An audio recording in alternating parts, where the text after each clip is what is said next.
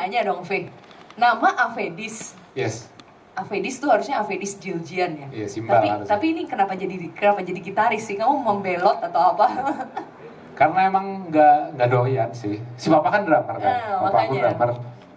Makanya namanya Avedis. Terus ya dari kecil emang hidupnya di studio ngelihat orang-orang main musik. Tapi drum bukan not my thing lah gitu rasanya gitu. Jadi emang dari SD itu emang panggilannya kayak pengen main gitar gitu. Dari situ sih akhirnya semuanya bermula tertarik sama main gitar, terus mencoba bikin band waktu SMP SMA ya. Band sekolah. Anak-anak SMP SMA gitu kan bikin band, terus belajar something sampai akhirnya lulus SMA. Nah, baru berasa tuh, dan itu salah satu apa ya, keberuntungan aku, privilege aku menjadi anak seorang musisi.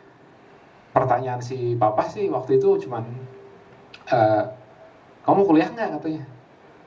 Terus jawabanku enggak. Terus mau ngapain? Mau ngeband, aku bilang. Ya udah, sama dia di support, ya udah ngeband lah yang bagus katanya. Di situ sih. Tapi terbukti. Ya, semoga bisa membuktikan. Lo terbukti udah dapet AMI Award produksi metal terbaik. Loh, udah terbukti. Itu Indonesia itu pengakuan secara nasional loh, iya kan?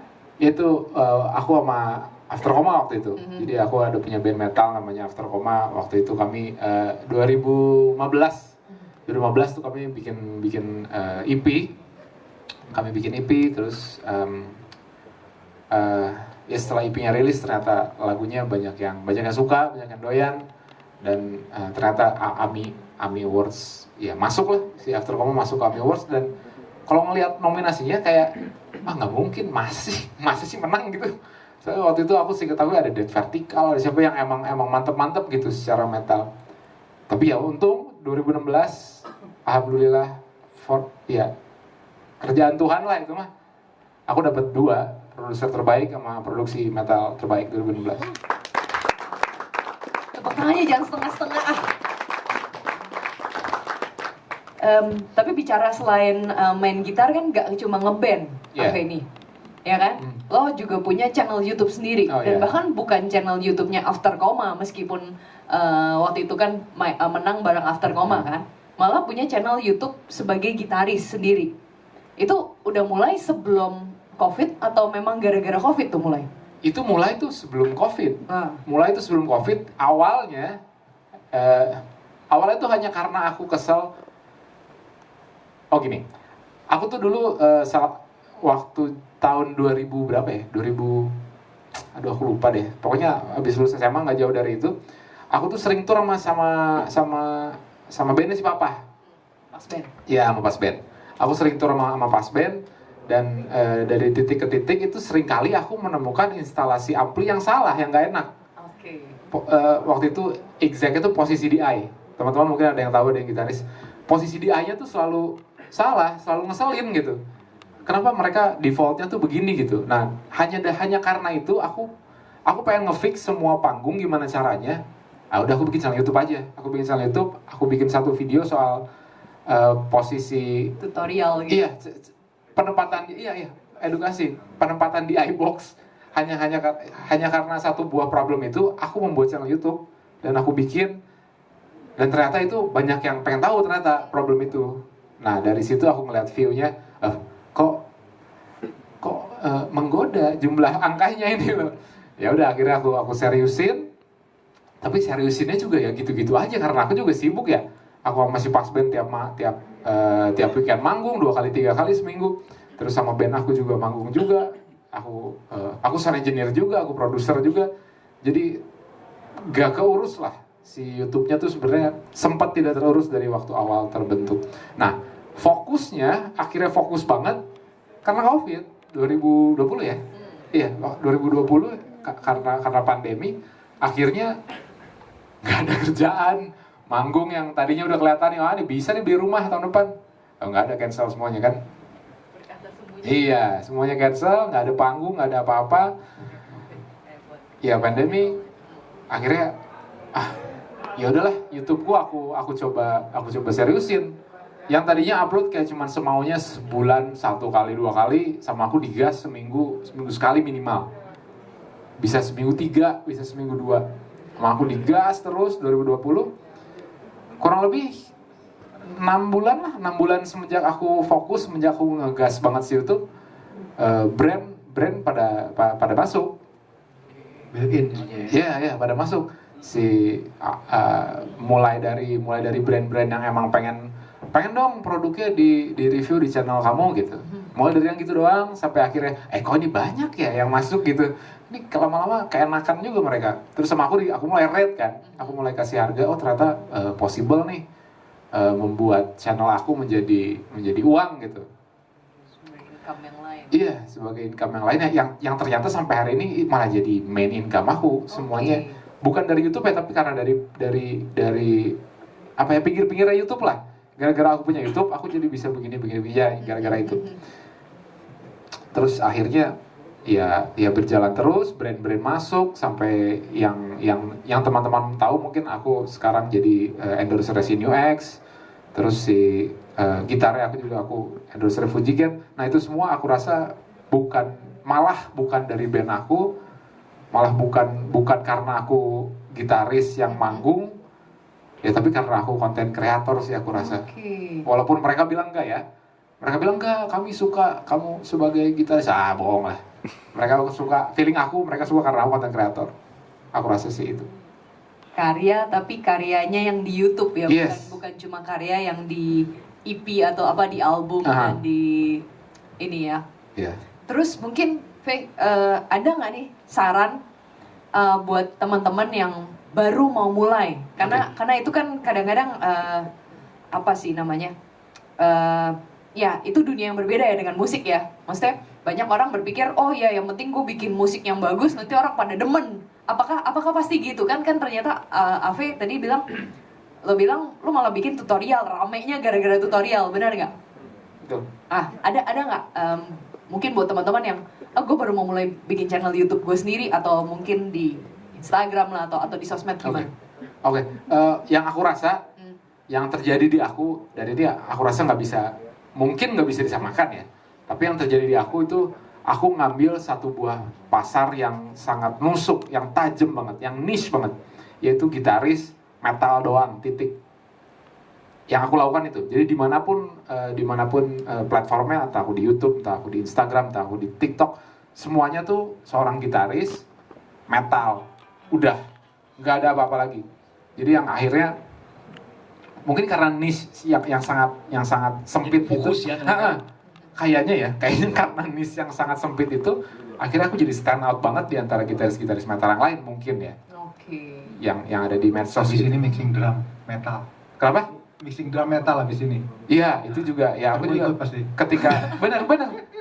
Waktu awal pandemi kan aku udah ada YouTube channel. Waktu awal pandemi aku bikin channel kedua aku sama sound engineer, sama 3 orang sound engineer teman-teman aku. Dan di channel itu emang yang aku bahas memang yang niche yang sudah terbentuk di aku, seorang gitaris metal. Nah, tapi di channel yang kedua namanya Binaural TV, di situ aku ngejelasin soal audio engineering. Gimana cara tahu Pak? Wih, mantap, terima kasih. Soal gimana cara mixing drum, gimana soal ini, cara itu gitu. Ya kayak jadi gitu. Berkembang nggak hanya di gitarnya tok, malah jadi di soundnya gitu. Ya, tapi yang aku jaga, ada sebuah pagar yang aku jaga, yang sampai hari ini aku jaga, yaitu Ave itu gitaris metal titik. Udah itu. Dan aku rasa itu masih work sih buat aku gitu. Tapi mungkin nanti kalau udah nggak works, mungkin aku jadi gitaris metal dan dangdut ya, mungkin gitu. Aku menantikan sih Ave main dangdut gitu ya. Metal dut. Ada mungkin kalau teman-teman ada pertanyaan nanti kita bisa sesi ngobrol-ngobrol. Ini kan sesi ngobrol-ngobrol ya. Jadi kalau ada yang mau tanya jawab, kalau ada yang mau tanya juga nanti juga boleh, silahkan. Oke. Ya bicara tadi Papa udah bahas tentang kalau dari segi toko musik, kalau ini Ave dari segi sebagai player ya. Nah, Mas Wahyu, kalau dari TV sendiri ngaruh nggak tuh soal pandemi ini? ngaruh banget nggak sih apa Yang gimana? mana dulu nih, kalau bisnisnya sih so far sih baik-baik aja. Karena mungkin pandemi itu orang lebih banyak di rumah ya. Oh gitu, Jadi malah karena source pendapatan kita dari iklan ya, jadi iklan ya banyak masuk ke TV gitu. Tapi kalau dibilang off airnya mungkin yang kita jadi kurang bang. Jadi kayak syuting di luar itu yang agak berkurang. Tapi kalau secara bisnis sih kita baik-baik aja. karena ini jalan terus kan, apa istilahnya program jalan terus gitu, dan spending iklan apa pemasukan spending iklan Ya, masuk jalan terus. Masih aman lah, alhamdulillah. Jadi malah oke aja. Tapi apa sih mungkin tren sekarang kalau tanya tadi, nah kalau ngobrol-ngobrol ada yang pasti bilang musisi yang masuk TV itu lagi, bener nggak ngerasa gitu nggak sih? Aku nggak perlu sebut merek lah, itu lagi dia lagi si band ini lagi, si penyanyi itu lagi. Nah mungkin bisa cerita dong Mas Wahyu, apa ada preference tertentu, atau misalnya aku nih punya band baru gitu kan, aku nih adalah artis baru, musisi baru, gimana tuh biar bisa tembus kasarnya kan gitu ya dong? Mau kan? Pasti mau kan kalau bandnya bisa tembus masuk di TV. Kayaknya kalau anak sekarang lebih seneng di YouTube kali ya. Iya sih, Bener nggak? sebenarnya aku juga nggak mau masuk TV. Nah itu. Karena gitu gini, malah. Iya, Iya. karena itu menjaga nggak tahu ya, komunitas, follower. iya itu. benar, menjaga Iya, aku sekarang. biar tetap sulit digapai lah, kayak kasarnya gitu. Jadi gini, kalau di TV itu ya dewanya TV kan selalu share rating, pemasang iklan. Jadi kita selalu cari artis yang ya pemasang iklan pemasuk. Terus kemudian karena sama lah kayak di YouTube kan ada engagementnya penonton gitu kan, kita kan pasti analisa satu-satu tuh artis mana aja tuh yang penontonnya nggak kabur, Ya, yang mantep. yang mantep ya itu Pak. Ketemunya itu aja Oh, I see. gitu. Jadi memang lebih ke kepentingan bisnis sih kalau di TV itu. Walaupun saya juga nonton udah itu lagi. Saya sendiri juga bosan. Dan itu pun lagunya juga lagu yang kita minta, bukan kemauan artisnya. Misalnya Isyana tuh bikin lagu sekarang sama Dance Squad, itu susah juga tuh jualannya kalau di TV kan. Pasti kalau dia masuk ke TV minta lagu yang lamanya dia gitu. Lebih ke situ sih sebenarnya kalau secara itu. Jadi kalau dianggap dulu kan TV ini kan tempat promo ya sebenarnya gitu sebelum ya tentunya sebelum media-media digital ini masuk ya. Orang kalau mau ini naikin rating gimana, masukin radio ini di TV gitu kan. Itu bergeser kali ya sekarang ya, dia udah lebih ke dunia medsos itu kalau seperti itu. Kalau untuk promo orang lebih viral dulu, terus memang bisa masuk baru kita undang. Lebih ke situ sih sekarang gitu. Jadi memang ya industrinya karena ya kalau saya bilang organisasinya besar, jadi kita juga nggak mudah untuk seperti youtuber yang langsung ini nggak jalan nih, ganti aja. Iya, semudah itu sih. Ya kan. Ganti program tuh. Iya. Semudah itu. Kalau TV Klik nggak bisa, away. TV nggak bisa seperti itu karena ada pemasang iklan, komitmen kita ke seperti itu, ke sponsor. Lebih ke situ kalau di TV. I see. Tapi kenyataannya meskipun band saya punya hit single gitu kan yang udah viral, belum tentu bisa masuk juga kan. Iya makanya brandnya kira-kira ada yang mau ambil gak? Atau memang benar-benar viral? Itu baru benar-benar kita masukin.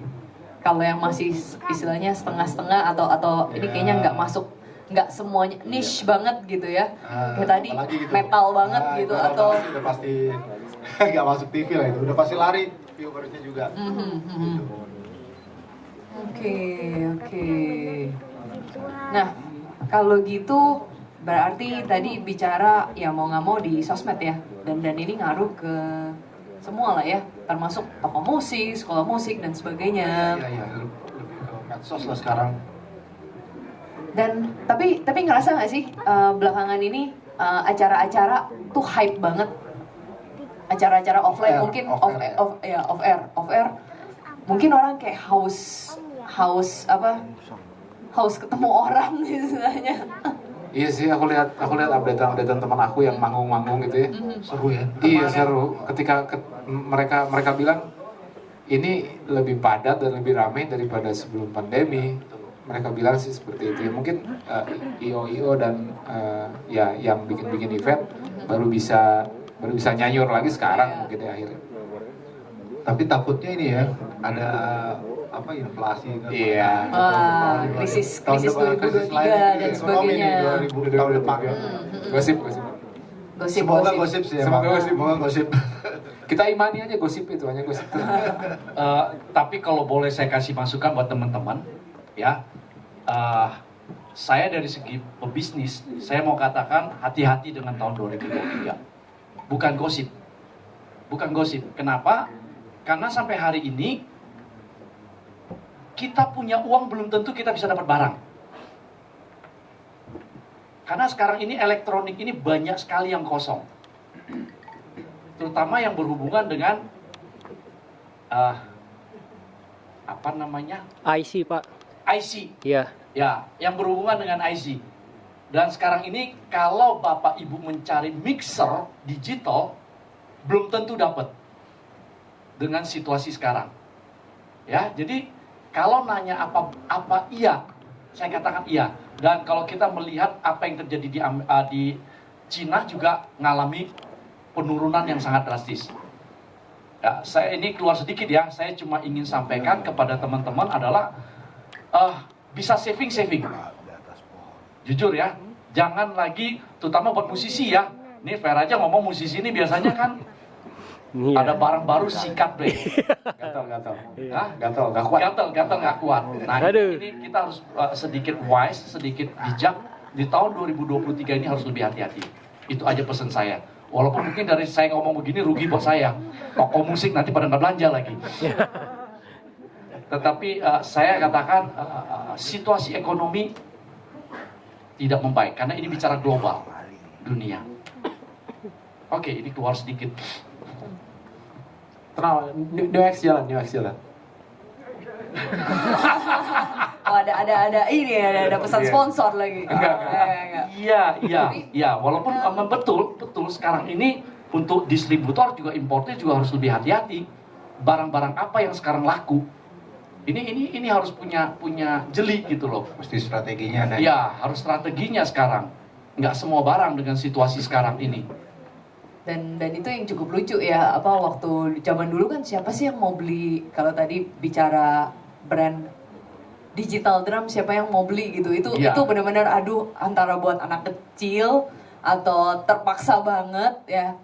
Tapi selama pandemi ini nggak nyangka, kami sendiri nggak nyangka Chicks itu jual banyak banget. Ada salah satu drum digital yang karena semua orang kan pada di rumah tadi disuruhnya kan di rumah saja gitu.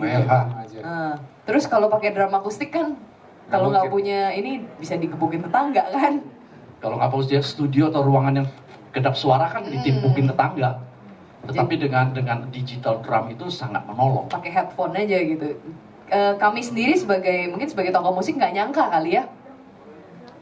Di saat pandemi justru paling banyak itu mungkin jenis item yang paling banyak yang selama ini nggak diminatin orang gitu. Orang kayak dulu mandang setengah mata banget.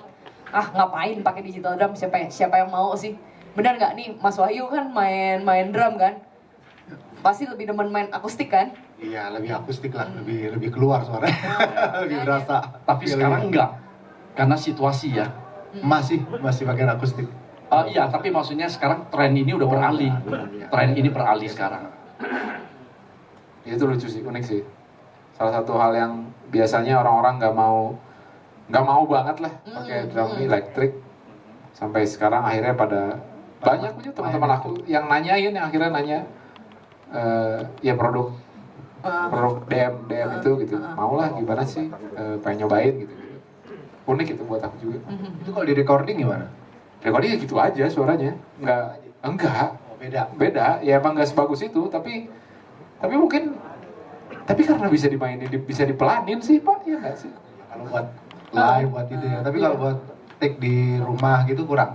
Bisa, tapi nggak ekspektasinya nggak bisa membayangkan. Karena ini mau bagus banget tuh nggak bisa Pak. Tapi mungkin untuk di YouTube apa segala macam cukup. Ya lebih dari cukup.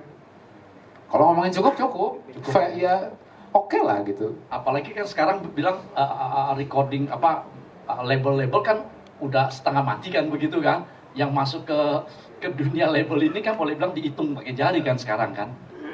Nah itu, iya. Industrinya bergeser memang. Iya. Yes. Iya.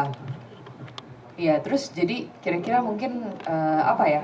Di tengah pandemi ini pasti tadi banyak yang berubah. Mungkin bisa cerita kali pelajaran, kalau buat saya pelajaran apa sih? Mungkin sebagai tadi Kreator. Oke. Apa sih pelajaran dari tengah pandemi gitu yang Yang aku rasa pandemi itu salah satu yang mengajarkan aku ya untuk konsisten. Karena ternyata dulu sebelum pandemi itu aku baru sadar ternyata aku tidak konsisten, dan aku walaupun manggungnya seminggu 3 kali, seminggu 2 kali, I think itu bukan konsistensi, itu cuman kayak ya kamu musisi, kamu harus manggung. Hanya karena kerjaan, dan itu bukan something yang konsisten yang kita lakukan gitu kan. Itu mirip kayak kita kerja seminggu 5 kali gitu. Nah, Rutinitas. Iya, rutinitas. Akhirnya aku main Jumat, Sabtu, Minggu atau Jumat, Minggu, ya itu akhirnya hanya rutinitas doang. Tapi ternyata aku sebagai musisi tidak punya konsistensi dari aku sendiri. Nah, setelah pandemi aku fokusin YouTube aku mencoba konsisten untuk seminggu sekali, seminggu bisa 2 kali, seminggu 3 kali. Dan ternyata hasil dari konsistensi aku bisa, ya kerasa lah gitu. Kerasanya dalam waktu yang I think cukup singkat ya, 6 bulan bisa mendapatkan brand deals yang oke gitu. Aku rasa cukup singkat, dan ya pandemi ngajarin aku konsistensi sih. Tetap kreatif kalau menurut aku sih, apapun yang dikerjain tetap kreatif, dan dimunculin hasilnya, lebih ke situ sih kalau. Ya. Oke. Kalau Mas Wahyu mungkin ada saran nggak sih buat para band atau apa yang pengen nih karya saya dimunculin di TV? Mungkin kemarin Pertanyaan bagus sih Pak. Iya, tapi jawabnya susah tuh. Iya benar. bukan cuma di luar hanya tadi bicara karya yang viral udah pasti. Mungkin apakah dari segi attitude atau Ya, hal yang sebenarnya lain? gini, band itu kan pada akhirnya karena kalau di industri kita ketemunya kan sama pemasang iklan.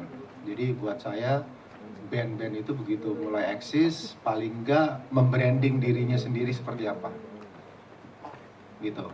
Jadi selain punya attitude yang baik, juga ini band bisa mewakili apa nih?